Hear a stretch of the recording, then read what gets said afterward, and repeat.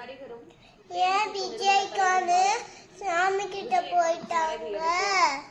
பாவம். அரசியல்வாதிகளும் வந்து அவருடைய உடலுக்கு நேரில் அஞ்சலி செலுத்தி வருகின்றனர். இளையராஜா நேரில் வந்து தனது அஞ்சலியை செலுத்திக் கொண்டிருக்கிறார்.